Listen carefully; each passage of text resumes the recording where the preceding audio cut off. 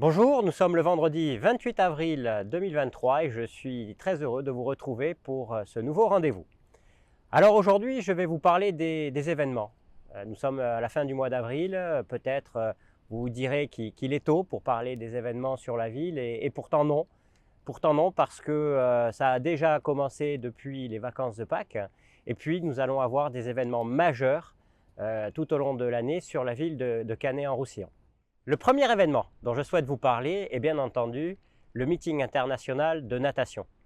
Le meeting international de natation aura lieu cette année les 13 et 14 mai et nous vous attendons nombreux pour cet événement majeur pour notre ville. Vous devez savoir que le meeting international de natation, c'est 38 délégations, 450 nageurs, c'est plus de 600 personnes qui sont accueillies ici à Canet, mais pas seulement, sur notre territoire. Que ce meeting international de natation cette année va attirer les plus grands qui vont être là pour se préparer aux Jeux Olympiques qui se dérouleront l'année prochaine à Paris. Le meeting international de natation, c'est une action de promotion fantastique pour notre ville. Vous devez savoir qu'au total, avec les stages bien entendu qui viennent tout au long de l'année, c'est plus de 15 000 nuitées sur notre ville et un chiffre d'affaires qui est supérieur à 1 million d'euros. Vous devez savoir également que le meeting de natation nous a permis, avec certitude, d'avoir l'année prochaine, juste avant les Jeux Olympiques, l'équipe de France de water-polo qui viendra se préparer ici, dans le bassin Arlette-Franco, que nous aurons également, durant 3 semaines, toute la délégation australienne.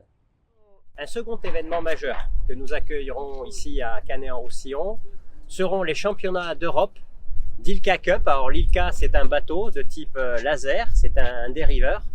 Et ces championnats d'Europe permettront d'accueillir 450 compétiteurs, 450 bateaux, des délégations de toute l'Europe qui représenteront 800 personnes durant 4 jours sur notre territoire. Si je vous parle de natation et de voile, c'est parce que Canet-en-Roussillon, comme vous le savez, est centre de préparation olympique et que notre objectif est d'accueillir au début de l'année 2024 des équipes internationales pour qu'elles viennent se préparer ici dans notre ville. Je voudrais aussi vous parler des animations qui cette année ont démarré plus tôt, des animations qui ont été concoctées par Canet Tourisme, qui dès le mois d'avril, dès les fêtes de Pâques, se sont traduites par FestiKids, un festival dédié aux enfants, et puis le beach sport que nous avons commencé bien plus tôt dans l'année et les célèbres balades en vélo autour des espaces naturels de l'étang. Depuis le début du mois d'avril, vous pouvez aussi tous les mercredis profiter des balades de découverte du patrimoine au village et des balades nature. Bien entendu, tout au long de l'année, vous avez la possibilité de visiter notre aquarium, Oniria, et je dois dire que depuis le début des vacances, c'est encore une fois un succès puisque nous accueillons entre 1000 et 1500 personnes tous les jours. Enfin, si nous nous retrouvons ici sur le Théâtre de la Mer, c'est pour vous rappeler que cette année encore, Canet Tourisme organisera le festival Sun and Sea du 18 juillet au 9 août et qu'encore une fois, nous accueillerons des stars connues telles que Dire Straits, Yuri Buenaventura ou alors Earth, Wind & Fire.